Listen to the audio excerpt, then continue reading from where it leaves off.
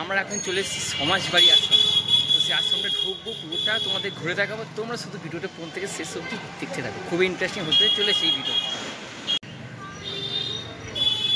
বন্ধুরা, তোমরা সামনেই দেখতে পাচ্ছ সমাজবাড়ি আশ্রম, আর ডান দিকে হচ্ছে সেই সমাজবাড়ি ঢোকার গেট, আর সামনে অনেকগুলো টোটো দাঁড়িয়ে আছে। তো এবার আস্তে আস্তে আমরা ভেতর দিকে ক্রমশ প্রবেশ করব, আর তোমরা ভিডিওটা শেষ অবধি দেখতে থাকো, খুবই ইন্টারেস্টিং হতে চলেছে এই ভিডিওটি।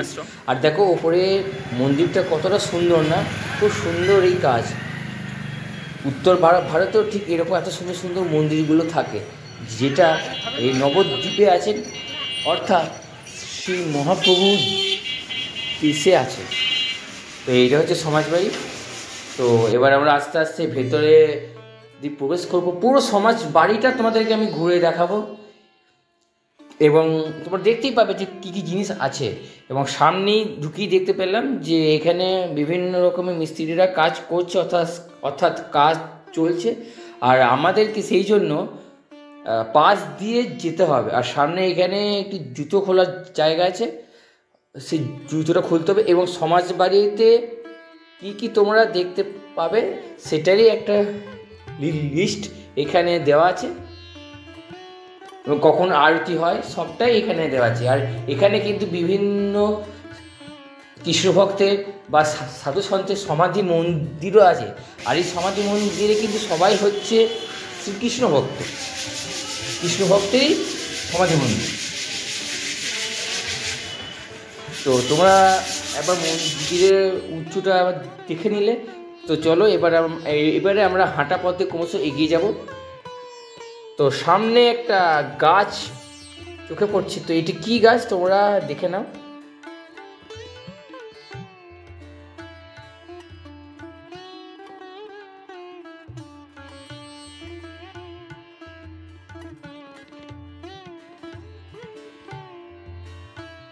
পুরো জায়গাটা দেখো, দারুণ সুন্দর জায়গা। আর এটা হচ্ছে ছোট্টখাট্ট একটি বাগান,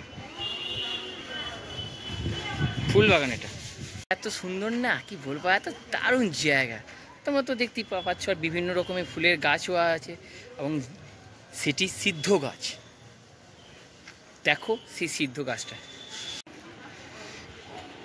যে গাছটা দেখতে পাচ্ছ, এবং নিচে নীল কালারের যে একটা রেলিং দিয়ে ঘেরা আছে, তো সেটা এইটি হচ্ছে সেই সিদ্ধ গাছ। তো তোমাদেরকে আর একটু সামনে দিয়ে দেখায়। তো দেখো, এটা হচ্ছে সিদ্ধ মাধকুরী মাতা, অর্থাৎ এই গাছটা এতটাই সিদ্ধ, এই গাছটা দর্শন করলেও তোমাদের পূর্ণ ফল লাভ হবে। অবশ্যই তোমরা যারা নবদ্বীপে আসবে, অবশ্যই এই সমাজ বাড়িটা অবশ্যই দর্শন করবে।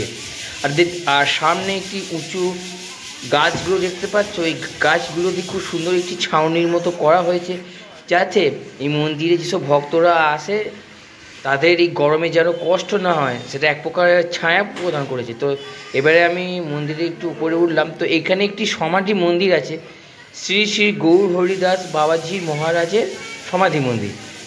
তোমাদেরকে আরও সামনে থেকে একদম কাছ থেকে নিয়ে গিয়ে দেখাই। তো এটাই হচ্ছে শ্রী শ্রী গৌর বাবাজি সমাধি।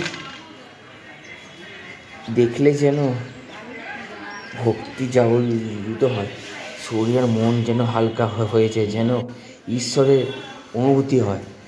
তো পুরো জায়গাটা তোমাদেরকে ঘুরে দেখাচ্ছি। আর এই মন্দিরে সুন্দর কারুকার্য। আর এটি হচ্ছেন শ্রী শ্রী রাধা রমন চরণ দাস দেবের পূর্ণ সমাধি মন্দির।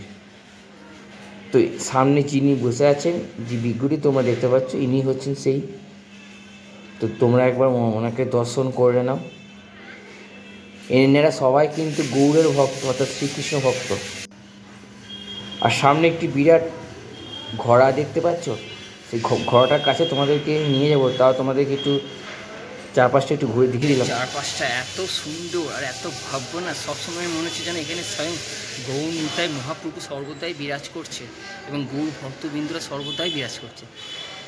এত গরমে কষ্ট হচ্ছে, তবুও যেন একটা মনে হতো একটা আনন্দ ফুটে হচ্ছে এইখানে আসবে। সত্যি দারুণ একটি জায়গা।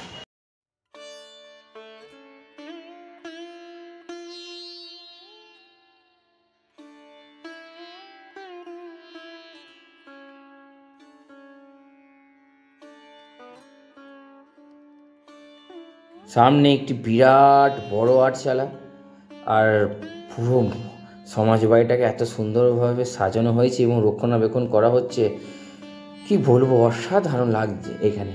আর এখানে সত্যি এক স্বর্গীয় অনুভূতি হচ্ছে আমার কেন, যারা আছেন সবারই হয়। বন্ধুরা, এটির ভেতরে আছেন শ্রীকৃষ্ণ এবং গৌর ভক্তবৃন্দরা পরপরভাবে আছেন শ্রীকৃষ্ণ প্রেমের মর্ত। আর ইনি হচ্ছেন, দেখে নাও, গৌরতাই এখানে একসঙ্গে ওনারাও পূজিত হচ্ছেন। আর ভগবান শ্রীকৃষ্ণ তো তো থাকবেনই। আর ঠিক তার সামনেই একটি মহাদেবের একটি মন্দির দেখতে পেলাম, ভেতরে একটি শিবলিঙ্গ আছে, শিবলিঙ্গের সঙ্গে ওনার 2 ভক্তও আছেন। আর এটি হচ্ছে শিবলিঙ্গের একটি পট। আর সামনের এরিয়াটা দেখো কতটা বড় এরিয়া। এই ছিল আজকের এই ভিডিওটি তোমাদের কেমন লেগেছে অবশ্যই তোমরা কমেন্ট বক্সে আমাকে জানিও। আর তোমাদের সঙ্গে দেখা হচ্ছে আবারও ঠিক পরবর্তী কোনো ভিডিওতে। তোমরা সাবধানে থেকো, সুস্থ রাখো অন্যকে, নিজেরা ভালো থাকো, টাটা।